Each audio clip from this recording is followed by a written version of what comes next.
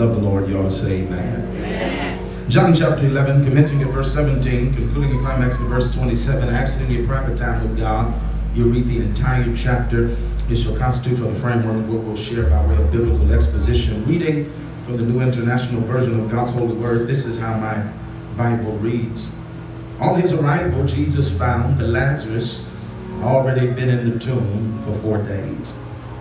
Now, Bethany was less than 2 miles from Jerusalem, and many Jews had come to Martha and Mary to comfort them in the loss of their brother. When Martha heard that Jesus was coming, she went out to meet him, but Mary stayed at home. Lord, Martha said to Jesus, if you had been here, my brother would not have died. But I know that even now God will give you whatever you ask. Jesus said to her, your brother will rise again. Martha answered, I know he will rise again in the resurrection at the last day. Jesus said to her, I am the resurrection and the life. The one who believes in me will live even though they die. Whoever lives by believing in me will never die. Do you believe this? Yes, Lord, she replied. I believe that you are the Messiah, the Son of God, who is to come into the world. Verse 17, one more time. On his arrival, Jesus found that Lazarus had already been dead in the tomb for 4 days. If you don't mind, for the time that is all share together today, I want to take this text simply this: living through the worst. When you find a neighbor to the left, to the right, if you don't like him, you should listen out, but it's too late now. Tell them, neighbor, you can live through the worst. Lift those hands towards heaven and say, Lord, speak. We need to hear. You may be seated in the presence of our good and gracious God, living through the worst. Ushers, you can take your seats. Good to see you, Brittany. Living through the worst.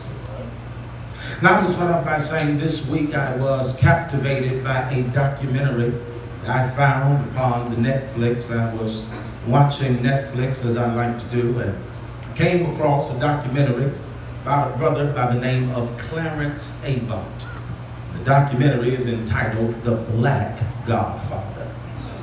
Clarence Avant, as you watch this 2-hour documentary, you'll discover he has some long tentacles. He has been connected and has been responsible for connecting so many great things in our lives. Clarence Avant, you may not know his name because, as he said, he quotes, I don't make speeches, I make deals. You may not know his name, but you probably know some of the music that he helped to produce. You know, music like Ain't No Sunshine When She's Gone. Music like Grandma's Hands.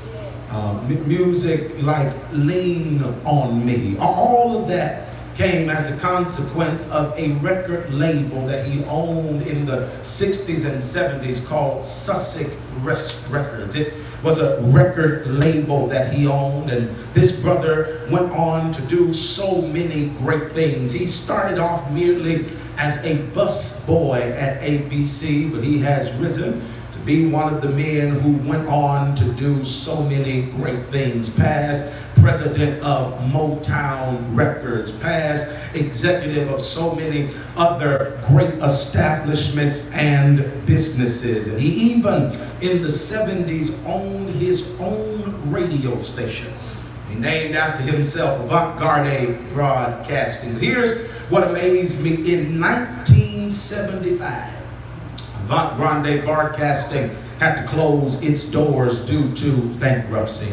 Had closed its doors due to bankruptcy. At this time, everything in Clarence's life was in flux, and they bring him onto the camera to talk about his year of 1975, and Clarence simply sums it up by saying it was the worst. He said, I was living in the worst time of my life. Everything was falling apart. House in jeopardy, business closed, bankruptcy having to be filed. I was living in the worst. However, today is not 1975. Today is 2019. In 2019, here he is, a black man who was born during segregation and Jim Crow. A black man who was born in the country of South Carolina. Now this brother has a documentary in his own name. They're calling him the Black Godfather. They have interviews from people like Bill Clinton, people like Barack Obama, people like Quincy Jones, Snoop Dogg, P. Diddy, Lionel Richie, people like Jamie Foxx, people like Bill Withers. All of these people are now standing in a documentary in his honor, testifying about his greatness, testifying about his accomplishments, and all of it could have ended in 1975. 1975, his entire story could have shifted, but here is the shout of the day. He lived through the worst, and now, even though he lived through the worst, his best days are yet ahead. May I suggest that as I watched that documentary, it reminded me of a serious truth that I want to share with you on the runway of this sermon, and it is simply this: sometimes we've got to live through the worst. I know we live in a day and time where people try to make you think that if you serve God and if you live right and if you give enough money and you pray enough prayers and you sing enough songs and you memorize enough Bible scriptures that everything is going to be all right. But let me bust your bubble, boo-boo, and let you know that ain't what the Bible says. The Bible says that man that is born of a woman is of a few days, and those days are full of trouble. The Bible says many are the afflictions of the righteous, but the Lord will deliver them out of them all. The Bible says don't worry about tomorrow. Why? Because sufficient for each day are the troubles that are at hand. I've said it to you before, but it bears repeating. How do you think you're going to get to heaven with a manicure on your hand and Jesus got a hole in his? The truth of the matter is, if Jesus had a cross, you're going to have a crisis. If Jesus had a cross, you're going to have some trouble. If Jesus had a cross, you're going to have some pain. If Jesus had a cross, you're going to have to cry. If Jesus had a cross, you're going to have to suffer. All of us have to live through the worst. Got to live through loved ones going on to the other side. Live through days where your money is funny and your change is strange. Credit can't help it, savings and loans done packed up and gone. Gotta go through seasons where your health is shaky, where your circle is not stable. We've got to live through the worst. But here's the other truth. Truth of the matter is, sometimes we gotta live through the worst. But here's the other one. Truth of the matter is, somebody today, on the sound of my voice, you are living through the worst. There's somebody sitting on the side of my voice. You didn't come to church today just because you didn't have anything better to do. You didn't come to church today merely because you just a good Christian and a good church going Christian. No. You came to church today because you're living through the worst. Somebody here today, you're here on this 14th day of July and you still got bills that are due from the 1st of July. There's somebody in here today, you're going through the worst. You had people who told you they loved you and they were going to be by your side and they were going to be by there through thick and thin, and they walked off and left you. Some of you today are living through the shambles of a broken relationship, living through the shambles of pain, living through depression, living through heartache. Somebody today, you're living through the worst. The truth of the matter is, today, if I gave some of you the mic, you could tell a testimony that would have every eye in tears this morning. Somebody in here can say, if it ain't the job, it's the kids. If it ain't the kids, it's the spouse. If it ain't the spouse, it's my health. If it ain't my health, it's my money. If it ain't my money, it's my joy. If it ain't my joy, it's my peace. Somebody is living through the world. But can I give you the shout of the day? Come here. Here's the shout. Here's the shout. The good news is this. You aren't living in the worst. You're living through. But when you give your neighbor a big high five and say, neighbor, I'm not living in it. I'm living through it. Why? Because God will never allow a bad chapter to be the end of the book of your life. God will never allow a bad chapter to be your end. And God sent me to tell somebody today that trouble is a freeway. It ain't a parking lot. You can't stay there. You got to keep it moving. When you give your neighbor a big high five and say, neighbor, I'm living through the worst. Tell them it's hard right now, but I'm just going through. It's tough right now, but I'm just going through. It's not easy right now, but I'm just going through. Why? Because I'm crazy enough to believe that if God brought me to it, he's God enough to bring me through it. I'm just crazy enough to believe that if God brought me into the storm, he's God enough to make sure I make make it to the rainbow. That's what we discover. That's what we discover in the text today. That's the lesson of the text. We know the story. Mary, Martha sent Jesus a text message. Say, get here quickly, because Lazarus is sick and it ain't looking too good. And I like what happens in the text. When Jesus finally shows up, Lazarus is not sick, he's dead. They are living through the worst. Their brother has died. According to Jewish culture, they needed some kind of male representative in their family. Because we're speaking of their brother, it's safe to assume that both of these women are unwed, and it's safe to assume that their father has died. So now their brother being dead now would make these women probably have to resort to either prostitution, or they would have to try to marry some man who could take care of them. They are living through the worst. But I like what happens. Jesus shows up on the scene, and when Jesus shows up, he has one question: do you believe I can raise him up? Here's the shout. She says, yeah, I believe he's going to be raised on the last day. Here's the problem. She thought that the resurrection was an event. She thought that the resurrection was the culmination of history. Come here, Jesus. Jesus said, no, baby, let me give you a new theology. I am the resurrection. And what Jesus is trying to teach us today, church, is that resurrection is not an event, but with Jesus, it's an everyday encounter. What the Lord is trying to teach us today is that he does his best work with things that are either dead or dying. You better ask Jesus. He'll tell you, I died one Friday, but early Sunday morning I rose with all power. Why? Because God does his best work with stuff that either dead or dying. But what Jesus wants us to know is that no matter what kind of dead situation you find yourself in, I am the God who can bring life out of a dead situation. And can I tell you why I'm preaching this today? Because there are some people sitting under the sound of my voice as you are in this second half of 2019, and if you be real, you can say, Reverend, I'm around a lot of dead and dying stuff. Some of you got finances that are dead or dying. Some of you got health that is dead or dying. Some of you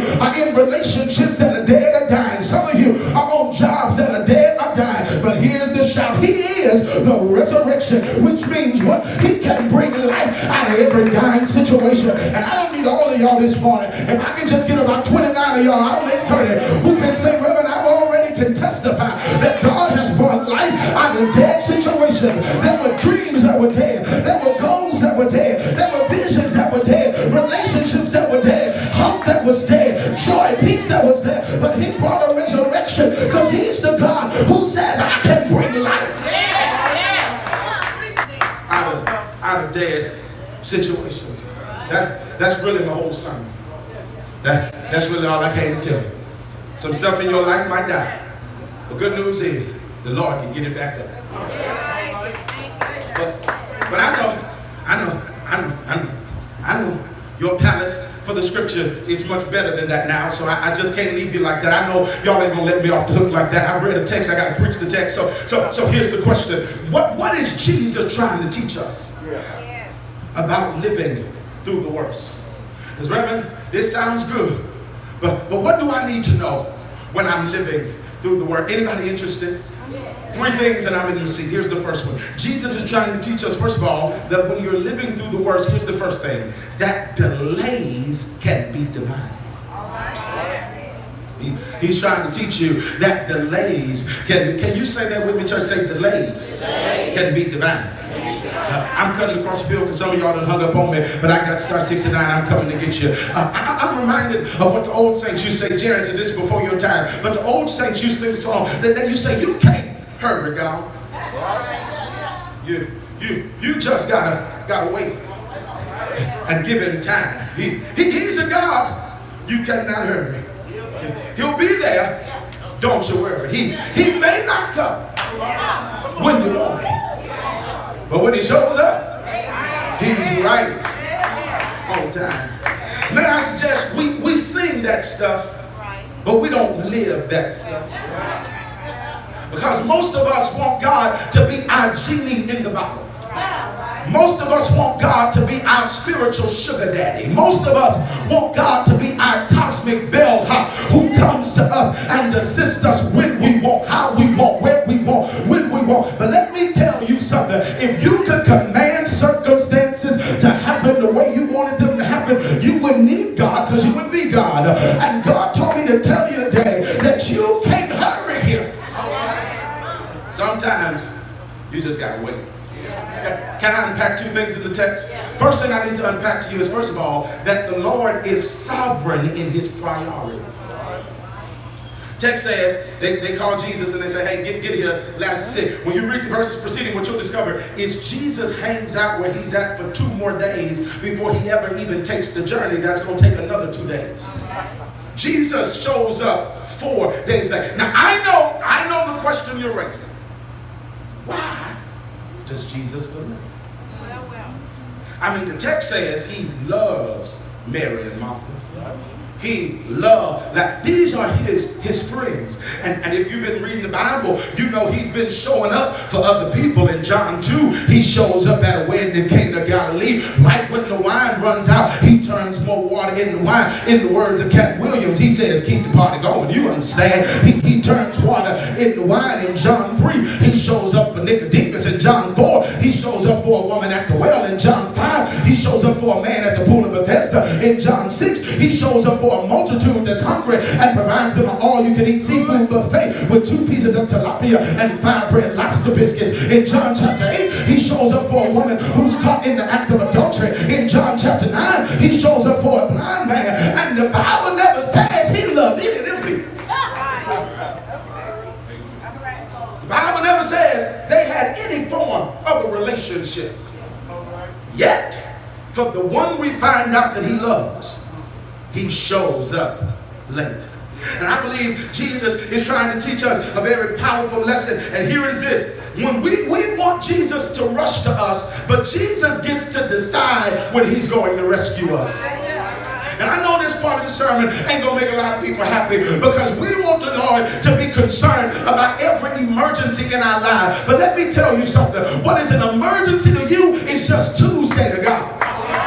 I'm preaching better than y'all talking to me. But what is an emergency to you is just another day of the week for God. And God gets to sovereignly decide when He's going to show up. And that's all I'm trying to tell somebody today. It's not that the Lord doesn't love you, but He gets to set His own schedule. And too many of us today are trying to trade our deadline for God's timing. And God told me to tell you that He doesn't operate in time, because He lives in eternity. And so it might look like it's running out of time for you, but God told me to tell you, if you still got breath, He's still got time. Will you help me preach a little while and give your neighbor a big high five and say, neighbor, if you still, I really feel like preaching, if you still got breath, He's still got time. I know the bill is already due. I know the doctor said there ain't no more he can do. I know the surgeon won't help and the pills ain't working, but God told me to tell you, He will still show up.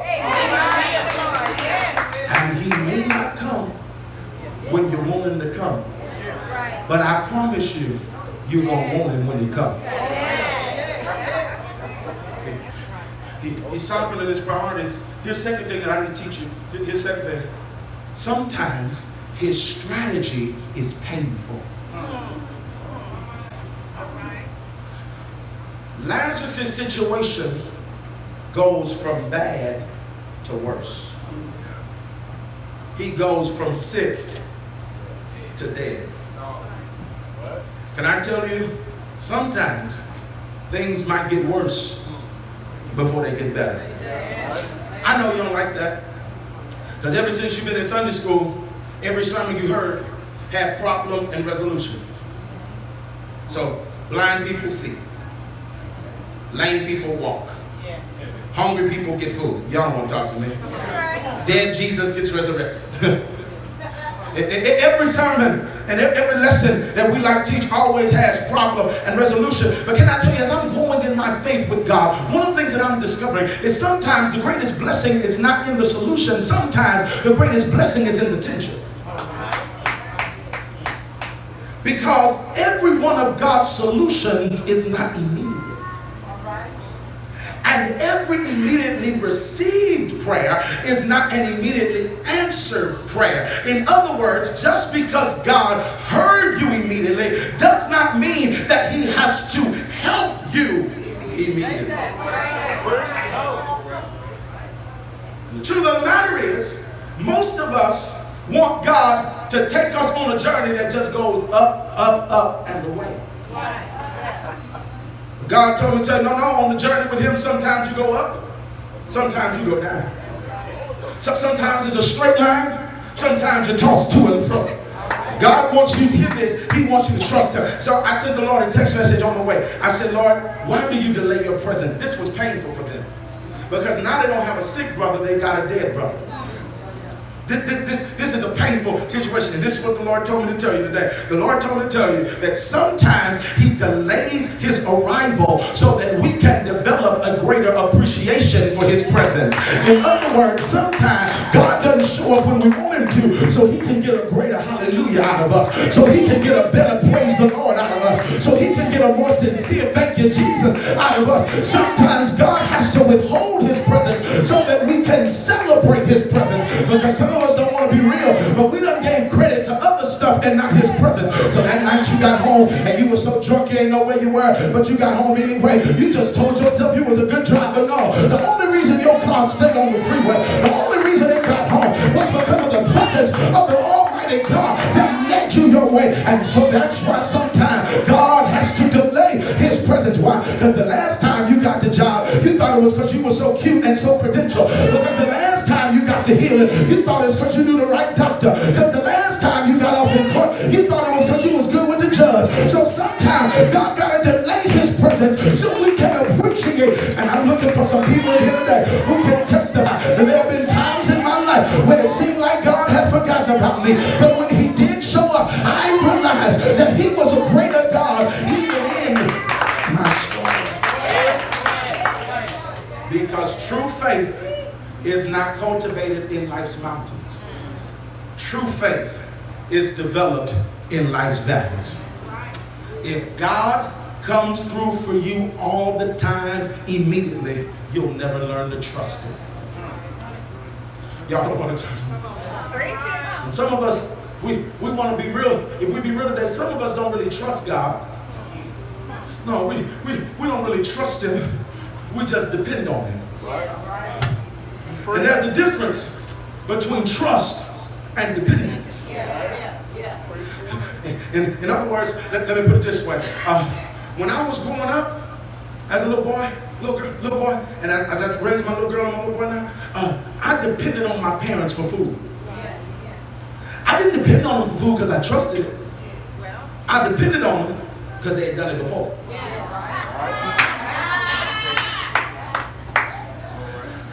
I didn't have to trust that they were going to do something for me. No. I knew that if you fed me Monday, you're going to feed me Tuesday. I had insurance. But see, what faith moves us from insurance to assurance. When we have that testimony of Daniel in the lion's den and Shadrach and Meshach that get in that fiery furnace, and we say, even if he doesn't do it, I know he's able to do it. And God is trying to move some of us from dependence to trust. When we say, God, I'm not just depending on you to make a way because I know you're a way maker, but I trust you enough to know that even if you never make a way for me, you're still a way maker. Here's the second point. I'm almost done. He's trying to teach us that we have got to sometimes know that delays are divine. God's trying to develop you in the delay. Which means what? Waited time on the Lord is never wasted time. Because, and I need somebody might want to write this down, because even when it doesn't look like the Lord is working for you, he is working on you.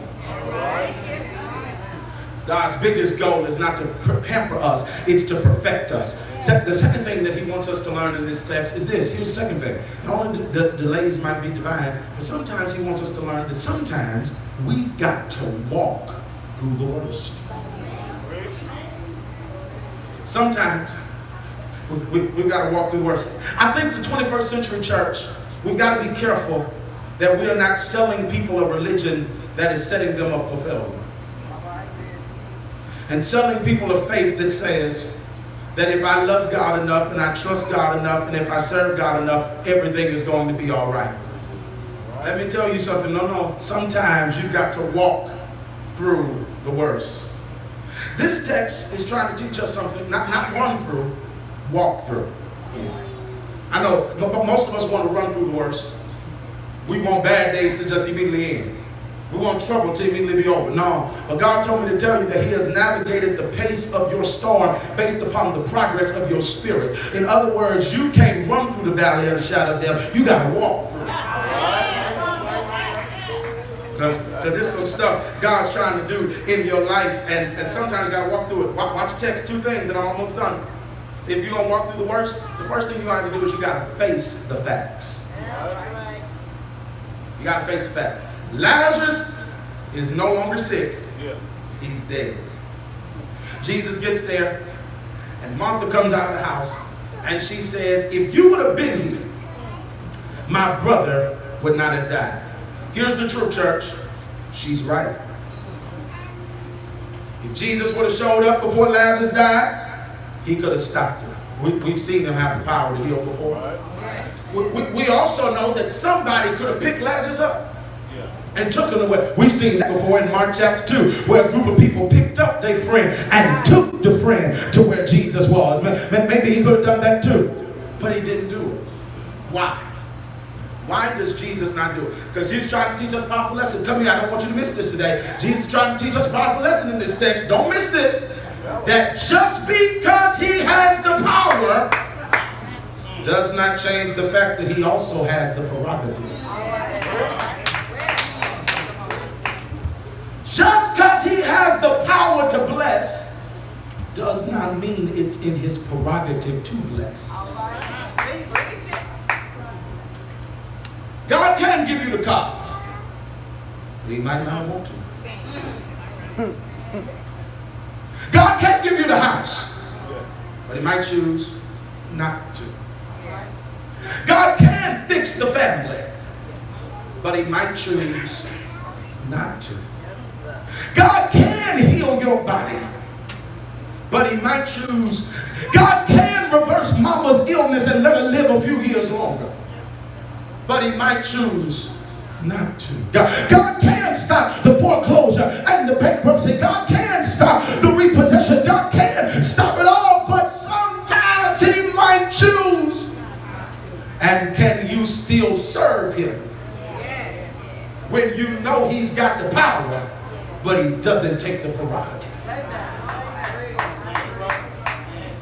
Will you still love Him and shout? See, I don't hear nobody talking about this. Already done that. Can you still shout when God says you're going to still struggle?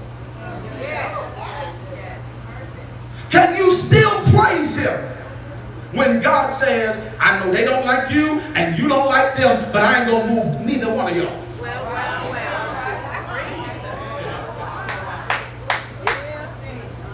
Can you still trust Him even when He chooses not to? I like it because Jesus is trying to teach us a powerful lesson today. Here's the lesson: that we have got to learn how to accept what we want God to alter.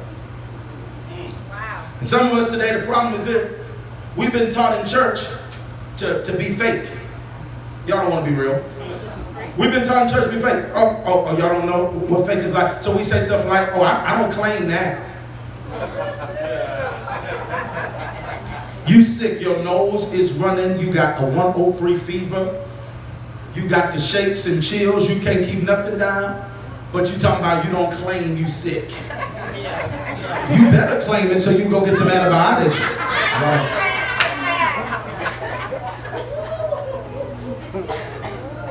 Talking about I'm not going to claim I'm broke.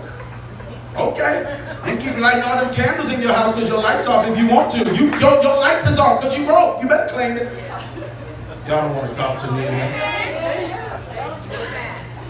And we have got to face the fact God is trying to tell somebody today. Listen what He tells me. He says, just take me to the tomb. Why? Because God is trying to tell us today that He can't fix what we won't face. And some of you today need God to fix fix some stuff in your life, but you won't be honest about what you need God to fix. And you've got to face the facts. Yes, I'm sick. Yes, I'm depressed. Yes, I'm stressed. Yes, I'm worried. Yes, I'm confused. Yes, I'm ready to throw in the towel. Yes, right now I don't know if God like me, and I don't know if I really like him. Sometimes you got to be real. But can I tell you the other thing? You can't just have to face the facts, but you're going to have a faith beyond the facts. Yeah. Look at what the text says.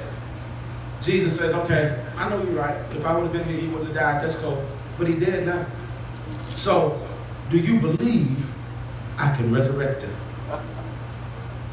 You believe I can bring him up? I'm moving, but I need to tell you today that what stands between your right now and your not yet is your ability to believe God. Can I ask you this question? What are you believing God for? Do you believe he can heal cancer?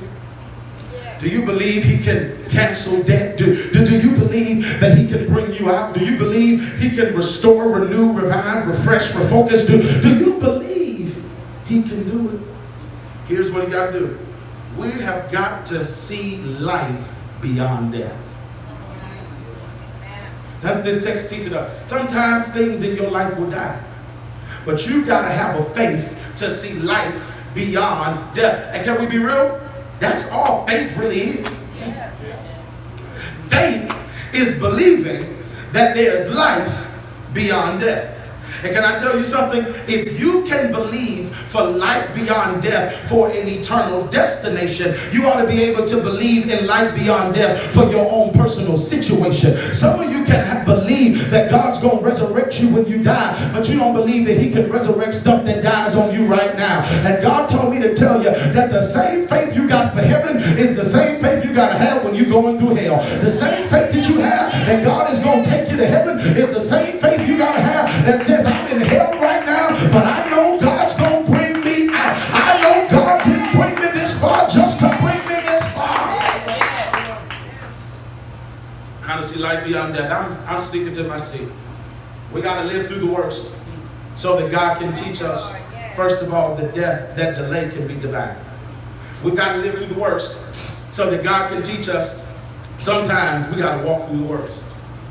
Sometimes we got to live 4 days with a dead brother.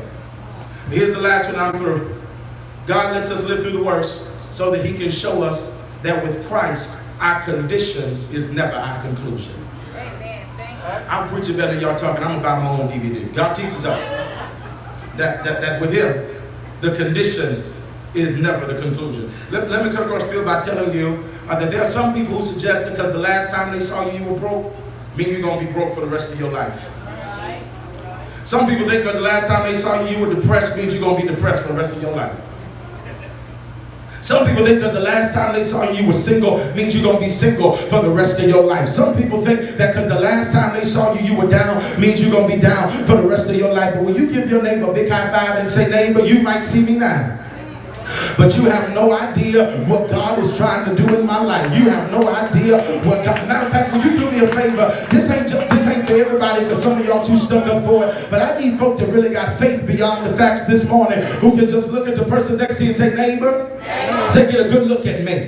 Because in a few more days, I'm going to be living better. I'm going to be driving better. I'm going to be dressing better. I'm going to be living. Y'all don't talk to me. I'm going to have more money. I'm going to have more joy. I'm going to have more peace. I'm going to have more power. I'm going to have more prosperity. Why? Because my conditions ain't my conclusion. I'm sneaking in my seat, but I feel a holler creeping up on me. Notice two things he does in the text, and I'm done. The first thing that the Lord does is when he gets to me, he's going to call me by my name.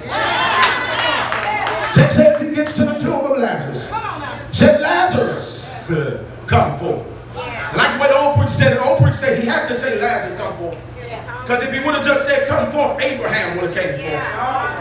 Isaac would have came forth. Jacob, Joshua, Moses would have came forth. But he said, Lazarus. Now I like that because what that lets me know is that God always knows where I am. And God knows who I am. Will you give your neighbor a big high five and say, neighbor, he knows my name. Because God always knows where to find me. And I'm looking for somebody here today who can testify. There have been times in my life when my back was up against the wall. There have been times in my life that I was ready to give up and throw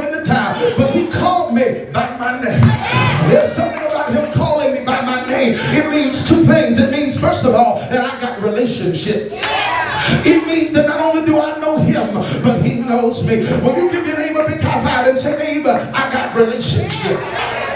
Lord, I don't just know him, but he knows my name. But here's the second one. When he calls me by my name, it doesn't just mean I got relationship, but it means he done got ready. In other words, whenever the Lord calls my name, it means he's getting ready to turn things all around. Will you give your neighbor a big high five and say, neighbor, tell him God is getting ready to turn it all around.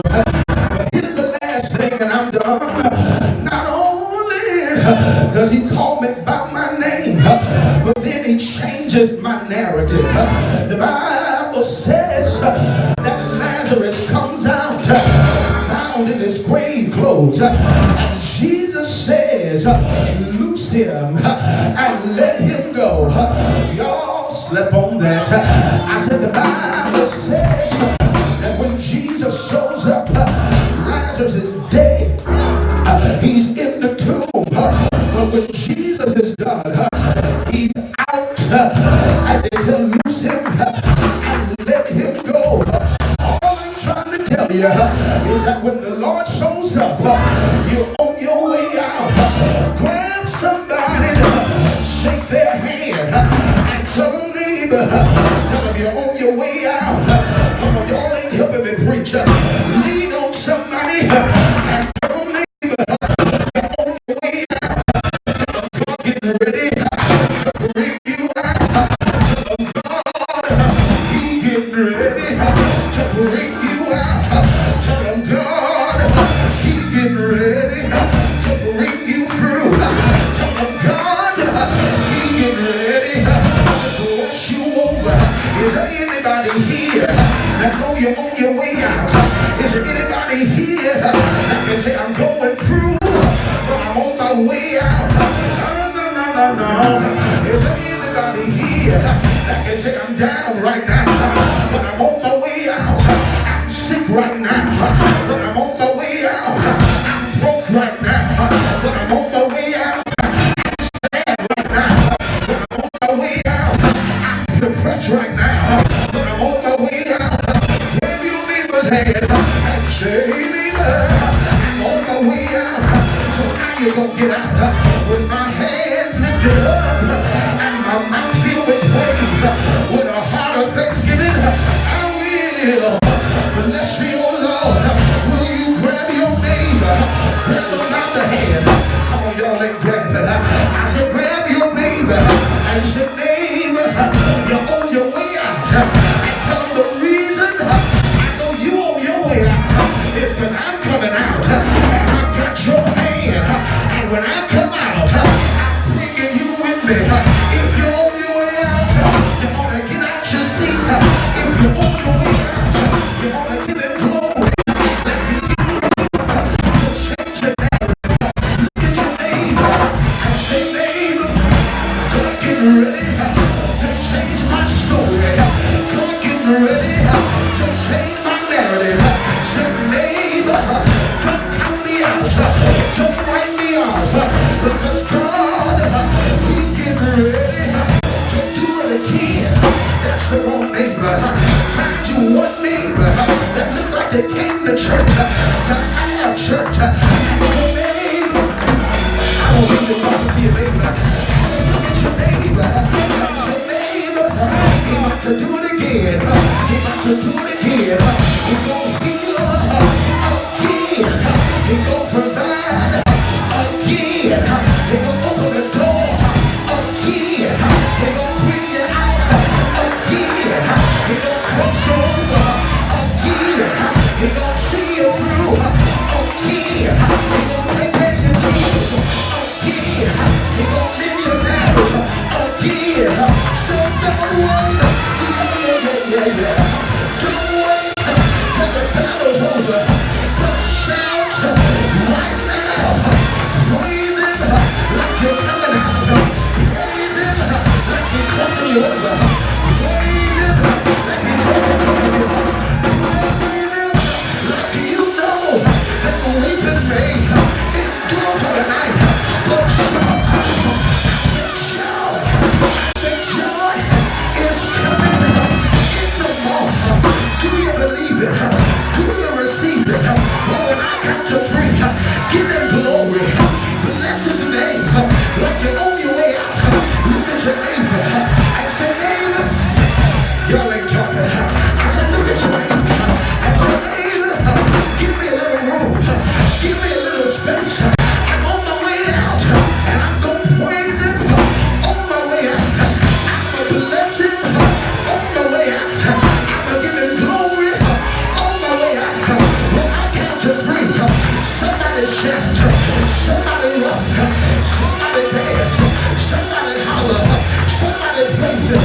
1, 2, 3.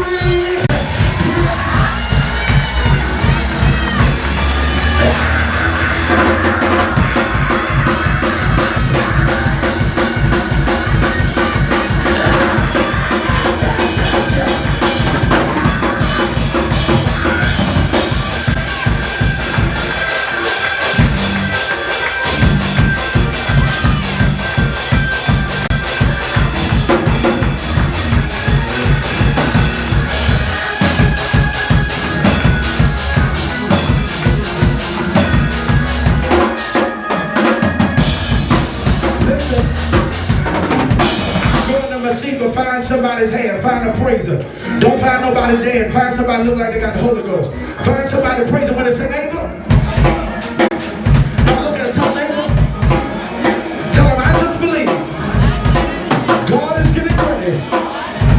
Hold on, bring it down just one. Keep it there. Tell somebody, say neighbor. Tell them I just believe God is getting ready to make up for the last 6 years. In the next 6 months. So look at it and say, neighbor, I'm going to praise for you. And I want you to praise for me. Now this part of the service ain't for no haters. But if you know God getting ready to do it for your neighbor, and you know what he going to do for your neighbor, he going to do for you.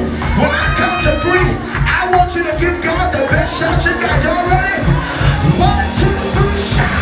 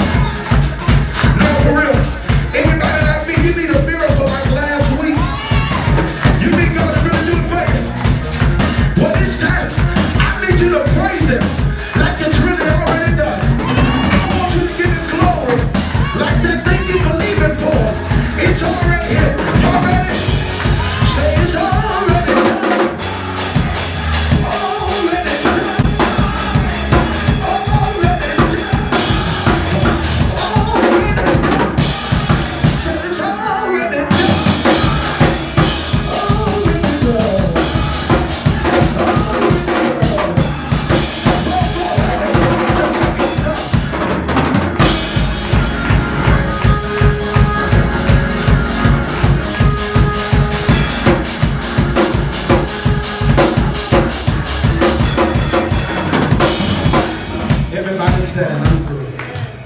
Everybody stand. You are my strength.